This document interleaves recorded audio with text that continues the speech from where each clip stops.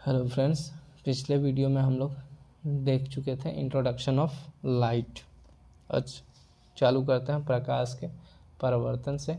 जब तक पीछे वाला कुछ रिवीजन कर लेते हैं। तो हमने पढ़ा था प्रकाश क्या होता है। प्रकाश ऊर्जा का एक रूप होता है जो विद्युत चुंबकीय तरंगों के रूप में क्या करता है, यात्रा करता है। जितनी भी विद्युत चुंबकीय तरंग होती हैं ये सारी की सारी अनुप्रस्थ तरंगे होती हैं, अर्थात जो प्रकाश होता है ये भी एक तरह का अनुप्रस्थ तरंग है, जिसका तरंग दैर्घ्य कितना होता है 3900 एंगस्ट्रॉन से लेकर कहाँ तक 7800 एंगस्ट्रॉन तक होता है।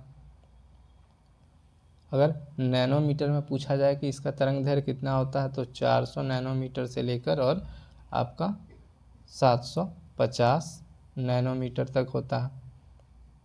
ठीक है, एक एंगस्ट्रॉन जो है ये किसके बराबर होता है। एक एंगस्ट्रॉन जो है ये कई बार वैल्यू पूछा गया। एक एंगस्ट्रॉन जो है बराबर होता है 10⁻⁻10 मीटर के बराबर होता है।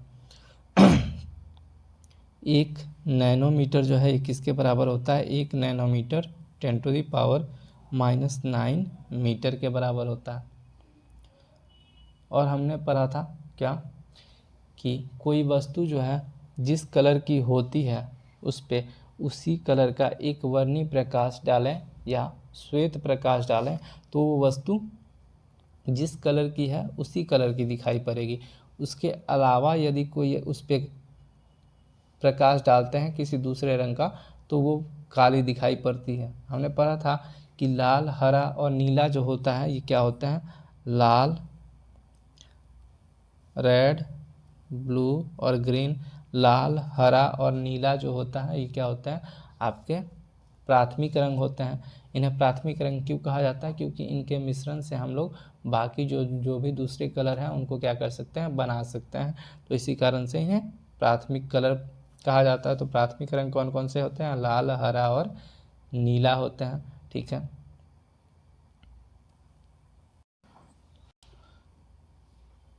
और हमने पढ़ा था कि प्रकाश जो होता है ये क्या होता है, दोहरी प्रवृत्ति का होता है। यानी कभी ये तरंग की भांति भी व्यवहार करता है और कण की भांति भी व्यवहार करता है।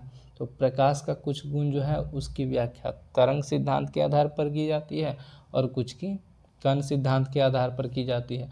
तो प्रकाश के तरंग सिद्धांत के आधार पर जिन गुणों की व्याख्या की जाती है वो कौन कौन से थे। तो प्रकाश का परावर्तन, प्रकाश का अपवर्तन, प्रकाश का सीधी रेखा में गमन, प्रकाश का विवर्तन, प्रकाश का व्यतिकरण, प्रकाश का ध्रुवन, ये सारी किस पे आधारित थी, प्रकाश के तरंग सिद्धांत पर। और कॉम्पटन सिद्धांत और फोटो इलेक्ट्रिक इफेक्ट, कॉम्पटन सिद्धांत और फोटो इलेक्ट्रिक इफेक्ट, प्रकाश विद्युत प्रभाव जो है ये किस पर आधारित था, प्रकाश के कण सिद्धांत पर आधारित था। फोटो इलेक्ट्रिक इफेक्ट, प्रकाश विद्युत प्रभाव, ये किसने दिया था, आइंस्टीन ने दिया था। ठीक है, फोटोन क्या होता है, फोटोन ऊर्जा बंडल, ऊर्जा का छोटा छोटा जो पैकेट होता है उसे क्या कहते हैं, फोटोन कहते हैं। प्रकाश जो है इसको कण कहा था सबसे पहले किसने, तो न्यूटन ने कहा था। और इन्होंने ही बताया था प्रकाश एक सीधी रेखा में गमन करता है। प्रकाश के सीधी रेखा में गमन करने के कारण जो है जो भौगोलिक घटनाएं होती हैं कौन सी थी, जैसे ग्रहण लगना। तो सूर्य ग्रहण और चंद्र ग्रहण जो है प्रकाश की सीधी रेखा में गमन के कारण होता है। ग्रहण के लिए क्या कंडीशन है कि जो सूर्य है, चंद्रमा है और पृथ्वी है ये तीनों एक सीधी रेखा में होनी चाहिए। ठीक है, चंद्र ग्रहण में जो है क्या होता है, सूर्य और चंद्रमा के बीच पृथ्वी आ जाता है और सूर्य ग्रहण में सूर्य और पृथ्वी के बीच चंद्रमा आ जाता है। प्रकाश का कणिका सिद्धांत किसने दिया था, अर्थात प्रकाश को कण किसने कहा था, न्यूटन ने कहा था। प्रकाश का तरंग सिद्धांत किसने दिया था, प्रकाश का तरंग सिद्धांत हाइजेन ने दिया था। सबसे पहले प्रकाश को तरंग कहा था किसने, हाइजेन ने। क्वांटम सिद्धांत किसने दिया था, मैक्स प्लैंक ने दिया था। प्रकाश की चाल को सबसे पहले किसने नापा था, रोमर ने नापा था। प्रकाश के चाल को सबसे पहले रोमर ने 1676 ईस्वी में नापा था। कैसे, बृहस्पति ग्रह के उपग्रहों की गति को देखकर। इन्होंने बताया था कि निर्वात में प्रकाश का चाल कितना होता है। निर्वात में प्रकाश का चाल जो है कितना होता है,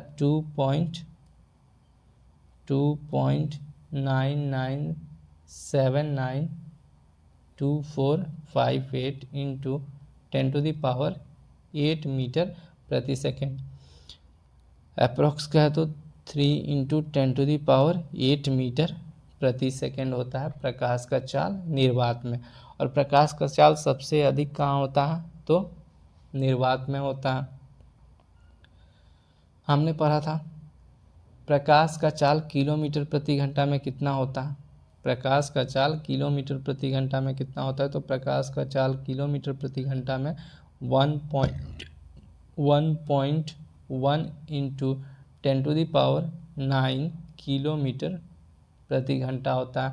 प्रकाश एक वर्ष में कितना दूरी तय कर सकता है, तो प्रकाश एक वर्ष में 10 ट्रिलियन किलोमीटर की दूरी तय कर सकता है। और हमने क्या देखा था, सूर्य का प्रकाश पृथ्वी तक पहुंचने में कितना समय लेता है, तो सूर्य का प्रकाश पृथ्वी तक पहुंचने में कितना समय लेता है, 8 मिनट 20 सेकंड का समय लगता है सूर्य के प्रकाश को पृथ्वी तक पहुंचने में। चंद्रमा का प्रकाश जो है पृथ्वी तक कितने समय में पहुंचता है, 1 मिनट 28 सेकंड में। और हमने पढ़ा था कि जो प्रकाश तरंग है जब एक माध्यम से दूसरे माध्यम में जाता है तो प्रकाश का चाल और तरंग दैर्ध्य जो है बदल जाता है, लेकिन जो प्रकाश का आवृत्ति है ये नहीं बदलता है। प्रकाश का जो आवृत्ति है ये प्रकाश स्रोत पर निर्भर करता है, ठीक है। इसी कारण माध्यम बदलने पर प्रकाश का आवृत्ति जो होता है ये नहीं बदलता है।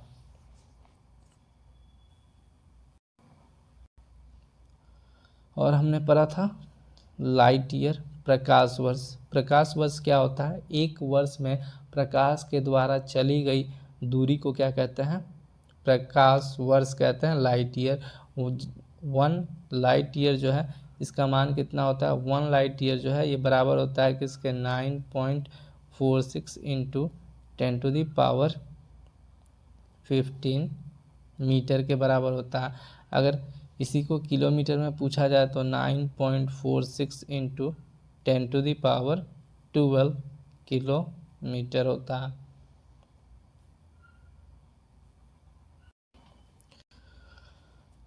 अब आगे देखते हैं प्रकाश का परावर्तन। प्रकाश का परावर्तन क्या होता है, प्रकाश का किसी चिकनी सतह से टकराकर वापस उसी माध्यम में लौट जाना क्या कहलाता है, प्रकाश का परावर्तन।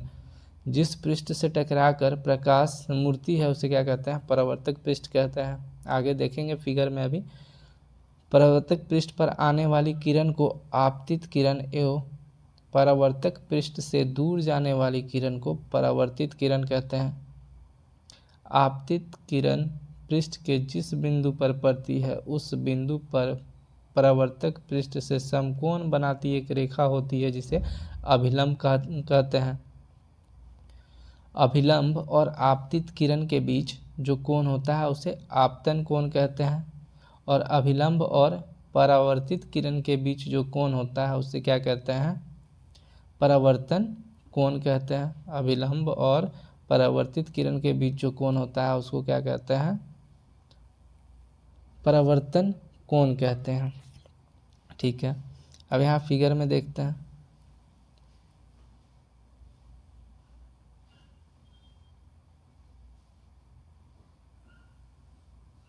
ये जो है एक क्या है, रिफ्लेक्टिंग सरफेस है, ठीक है। इस पे ये जो किरण आ रही है इसको कहते हैं आपतित किरण, और यहाँ से टकरा कर ये जो किरण आ रही है ये आपतित किरण, और यहाँ से टकराने के बाद जो ये किरण निकली इसको कहते हैं परावर्तित किरण, ठीक है। और ये जो है आपका जो पॉलिश किया हुआ जो ये मिरर है ये कहलाता है आपका परावर्तक पृष्ठ, और इस पृष्ठ के परपेंडिकुलर एक लाइन ड्रॉ किया जाता है ये, जिसको कहते हैं अभिलंब। और इस आपतित किरण और अभिलंब के बीच जो ये कोण होता है ये कहलाता है आपतन कोण, और इस अभिलंब और परावर्तित किरण के बीच जो कोण होता है ये कहलाता है आपका परावर्तन कोण। ये हो गया आपका आपतन कोण, ये हो गया आपका परावर्तन कोण। ठीक है, अब इसमें होता है एक विचलन कोण। विचलन कोण क्या होता है समझते हैं इसको। ये जो किरण आ रही थी, इसको आपतित किरण जो आ रही थी इसको निकलना था सीधे, लेकिन ये परिवर्तित होकर इधर मुड़ गई, तो ये अपने रास्ते से जितना भटक गई, जितना मुड़ गई, इसी को कहते हैं विचलन कोण। तो एग्जाम में आपको आपतन कोण या परावर्तन कोण देके कई बार विचलन कोण निकालने के लिए कहा जाता है या विचलन कोण का मान पूछ लिया जाता है। तो आगे इस पे क्वेश्चन करेंगे हम लोग और तो क्लियर होगा। अभी देखते हैं आगे। अभी जो परावर्तन है ये दो तरह का होता है। अब देखिएगा आगे, जो परावर्तन होता है ये दो तरह का होता है। एक जो होता है ये एक अनइवन सरफेस हो गया, उबड़ खाबड़, इस पे जो लाइट आता है वो किसी भी दिशा में कुछ इस तरह से परावर्तित हो जाता है, तो इसे कहते हैं हम लोग डिफ्यूज रिफ्लेक्शन। हिंदी में कहते हैं प्रसारणीय परावर्तन, प्रसारणीय परावर्तन। और इसको कहते हैं, अगर यहाँ जो होता है ये आता है जो जब किरण तो एक निश्चित दिशा में लौटता है, तो इसको कहते हैं हम लोग नियमित परावर्तन।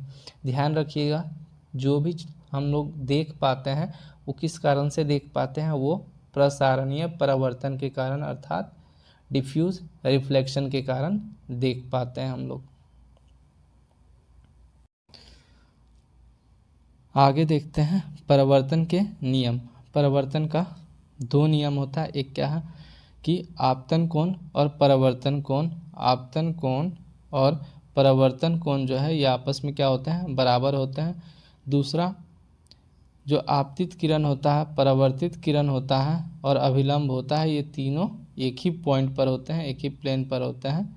यह है आपका दूसरा नियम, तो इसे ध्यान रखिएगा। अब आगे देखते हैं प्रतिबिंब।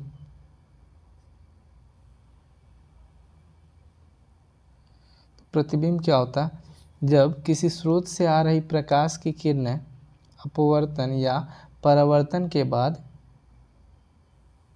जिस बिंदु पर एक दूसरे को काटती हैं अथवा काटती हुई प्रतीत होती हैं, उस बिंदु पर वस्तु का प्रतिबिंब बनता है, या उस बिंदु को वस्तु का प्रतिबिंब कहते हैं। ये प्रतिबिंब जो होता है ये दो तरह का होता है, एक होता है वास्तविक और एक होता है आभासी या काल्पनिक प्रतिबिंब। वास्तविक, अगर ये परावर्तित किरण वास्तव में एक दूसरे को काटेंगी तो वास्तविक प्रतिबिंब बनेगा, और अगर वास्तव में एक दूसरे को नहीं काटेंगी तो आभासी प्रतिबिंब बनेगा। अब ये वास्तविक प्रतिबिंब जो होता है इसे पर्दे पर प्राप्त किया जा सकता है। जो वास्तविक प्रतिबिंब होता है इसको पर्दे पर प्राप्त किया जा सकता है। जैसे ये दर्पण है तो इससे परावर्तन होके ये जहाँ एक दूसरे को काटेंगी उस जगह पे एक पर्दा लगाकर इसके वस्तु के प्रतिबिंब को पर्दे पर प्राप्त किया जा सकता है। जो वास्तविक प्रतिबिंब होता है ये क्या होता है, जो वास्तविक प्रतिबिंब होता है ये हमेशा उल्टा इन्वर्टेड होता है। जो आपका वास्तविक प्रतिबिंब होता है ये क्या होता है आपका,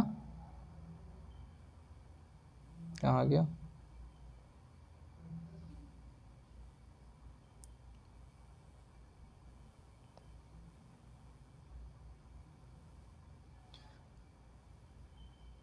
जो वास्तविक प्रतिबिंब होता है ये आपका कैसा होता है, इन्वर्टेड, उल्टा होता है। और इसे जो है सिनेमा का जो पर्दा होता है, पर्दा पे जो है इस प्रतिबिंब को क्या कर सकते हैं हम लोग, प्राप्त कर सकते हैं। ये सदैव उल्टा यानी कि इन्वर्टेड होता है। जो आभासी प्रतिबिंब होता है, जब परावर्तित किरण वास्तव में एक दूसरे को काटती नहीं है तब कैसा प्रतिबिंब बनता है आपका, काल्पनिक प्रतिबिंब बनता है। किसी बिंदु से निकलने वाली प्रकाश किरणें परावर्तन या अपवर्तन के बाद जब किसी अन्य बिंदु से आती हुई प्रतीत होती हैं तो ऐसी स्थिति में दूसरे बिंदु को पहले बिंदु का आभासी प्रतिबिंब कहा जाता है। आभासी प्रतिबिंब पर्दे पर प्राप्त नहीं कर सकते, यह सदैव कैसा होता है, सीधा बनता है। कहने का मतलब है कि अगर ये एक मिरर हो गया, ठीक है, एक मिरर हो गया, ये आपतित किरण हो गया, ये परावर्तित किरण हो गया।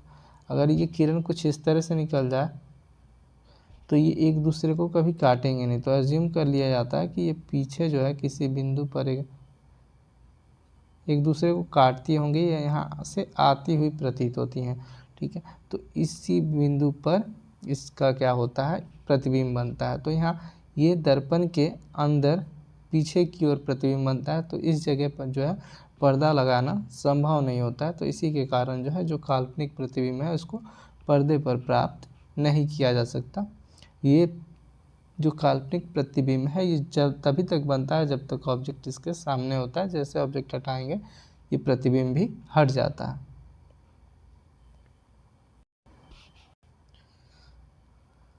आगे देखते हैं दर्पण। दर्पण क्या होता है? दर्पण कांच का एक भाग है जिसकी एक सतह चिकनी और दूसरी सतह परावर्तक अर्थात पॉलिश की हुई होती है। जैसे ये हो गया कांच का एक टुकड़ा, इसके पीछे ये पॉलिश कर देता है तो ये एक दर्पण की भांति व्यवहार करता है।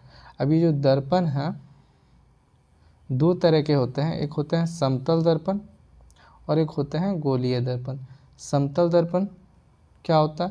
जैसे ये एक प्लेन शीशा है, इसके पीछे कोटिंग कर देते हैं तो ये इसका जो हो गया रिफ्लेक्टिंग सरफेस हो गया, तो ये आपका समतल दर्पण। और गोलीय दर्पण जो होता है क्या होता है, एक गोला है, इसके 80% भाग को काट देते हैं तो कुछ इस तरह का आपको आकृति मिलेगा। तो इसको जब अंदर से कोटिंग कर देते हैं तो ये कहलाता है उत्तल दर्पण, और जब इसको बाहर से कोटिंग कर देते हैं तो ये कहलाता है अवतल दर्पण। आगे देखेंगे इनके बारे में।